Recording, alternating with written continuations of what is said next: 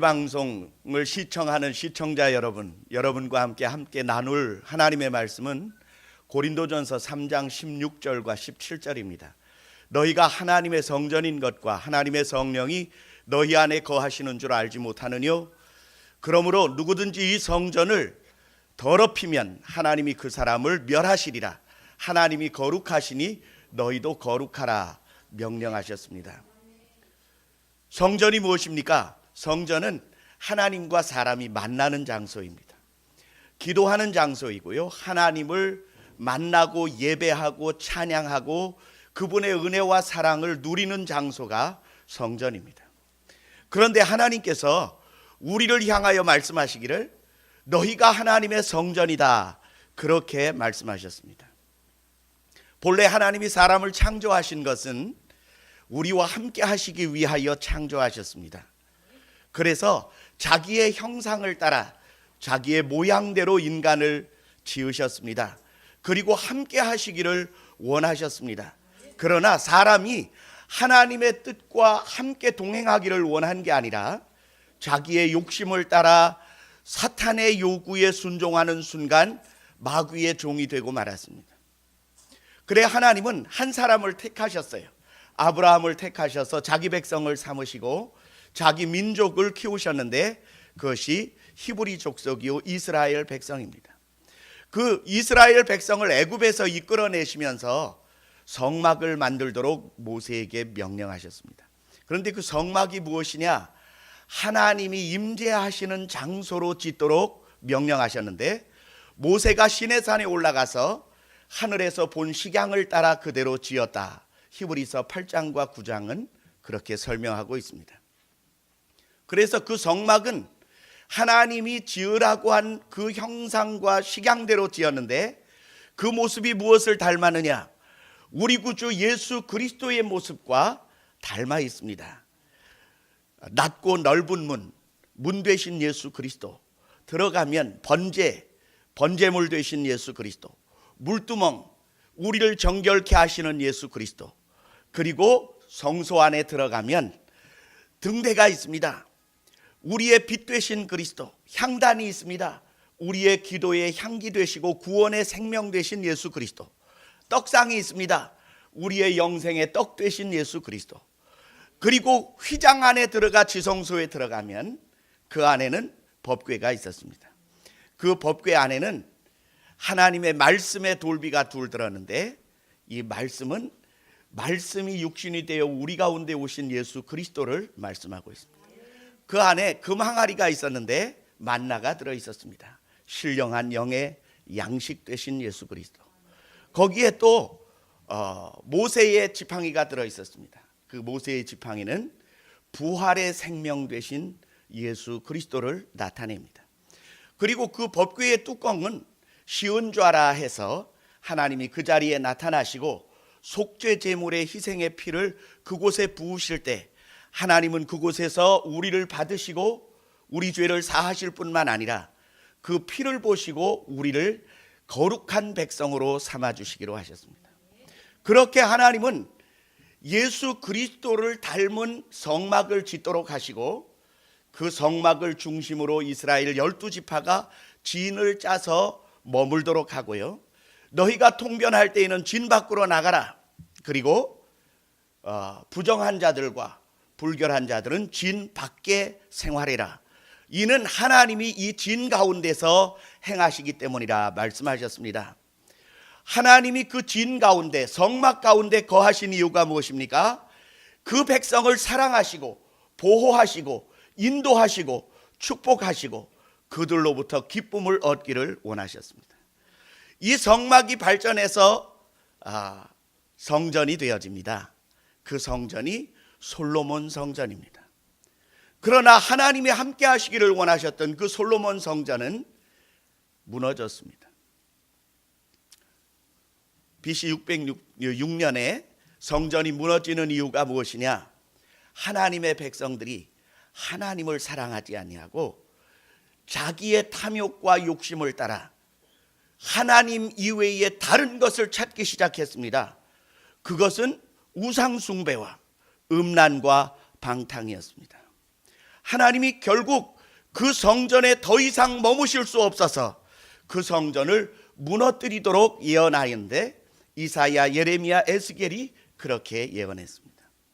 예언한 그대로 그 백성이 받아서 회개했다면 하나님이 그 백성과 함께 하셨을 거예요. 그런데 그렇지 않았습니다. 결국은 무너졌습니다. 이스라엘 백성이 회개하지 않았기 때문입니다. 누가복음 19장 41절에 보면 예수님이 성전을 바라보시고 눈물을 흘리십니다. 그 성전은 스룹바벨 성전을 재건하기 위하여 헤롯 임금이 그것을 다시 세웠는데 예수님 당시에 그 성전은 46년째 지어지고 있었던 성전입니다. 그러나 그 성전도 하나님이 그 백성과 더 이상 같이 할 수 없을 만큼 그 시대가 부패했기 때문입니다. 말라기 사도는 말합니다. 차라리 이 성전의 문을 닫을 자가 있었으면 좋을 뻔하였도다. 온통 하나님께 드리는 것이 눈먼 것, 저는 것, 흠 있는 것들로 드리니 나를 사기하는도다. 그래 결국은 예수님이 예언하신 대로 주후 70년 로마의 티투스에 의하여 두 번째 성전도 무너지게 됩니다. 그렇다면 여러분, 이스라엘 백성이 두 번의 성전의 실패를 통하여 얻은 교훈이 무엇입니까? 자기들의 죄를 회개하고 주께로 돌아가야 마땅했습니다.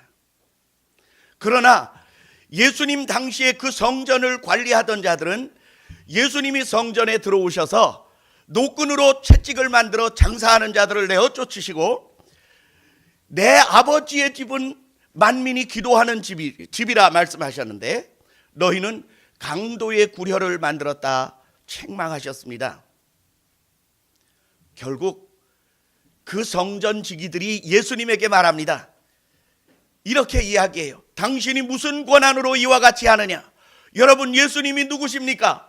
그 성전의 주인이시고요, 그 하나님의 아들이시고요, 그 성전의 주관자십니다. 그런데 하나님을 섬기며 성경을 연구한다는 사람들이 예수님을 알아보지 못했습니다. 종놈들이 주인을 향하여 당신이 무슨 권리로 이와 같은 일을 하느냐라고 말한 것입니다. 그래서 예수님은 악한 포도원 농부의 비유를 하시고 건축자들이 버린 돌이 모퉁이의 머릿돌이 된 것이 하나님의 기이한 일이라 말씀하시고 이 돌에 부딪히거나 이 돌이 그 사람 위에 떨어지면 그 사람을 가루로 만들어 흩으리라 말씀했습니다. 그런데 오늘날 많은 이들, 그 시대의 사람들도 예수님을 대적하다가 부서졌습니다. 예수님은 요한복음 7장 37절에 이렇게 말씀하십니다. 누구든지 목마르거든 다 내게로 와서 마시라. 나를 믿는 자는 그 배에서 생수의 강이 흘러나리라고 말씀하십니다. 그리고 요한복음에서, 마태복음에서 예수님은 성전에 대하여 뭐라고 말씀하시느냐, 이렇게 이야기하셔요. 이 성전을 헐라 내가 3일 만에 다시 일으키리라 말씀하십니다.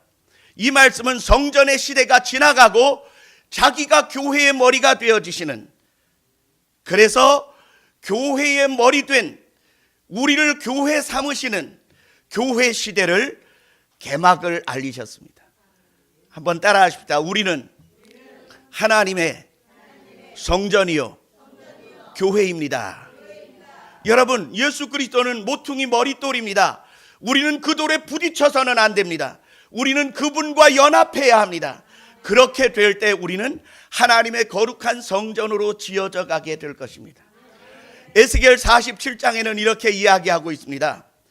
하나님의 신이 나를 데리고 예루살렘 성편 동편으로 향한 성전문으로 인도하였더니 그 성전 문지방으로부터 생명의 수가 흘러나와서 바다를 소성시키고 그리고 광야를 옥토로 바꾼다 말씀하였습니다. 여러분, 우리는 왜 우리의 마음의 성전을 온전케 해야 합니까? 우리 안에 그분이 계셔요. 우리의 성전에서 생명의 강수가 흘러나게 하리라고 주님이 말씀하십니다. 세상이 삭막하지요, 사랑이 부족하지요, 교회들이 자기의 본분을 잃어버리고 있습니다. 저마다 지금도 많은 성도들이 자기의 주머니를 채우기 위하여 교회를 찾습니다. 그건 장사꾼의 심정입니다. 아닙니다. 우리는 우리를 위하여 자기를 희생하신 예수 그리스도의 그 사랑에 감격하여 감사하기 위하여 그분을 만나러 갑니다. 그분의 사랑을 얻기 위하여 갑니다. 그분에게 우리의 삶을 드리러 갑니다. 이 성전이 온전히 이루어지면 여러분의 그 심령의 성전으로부터 예수의 생명의 강수가 흘러나와 세상을 변화시키게 될 것입니다.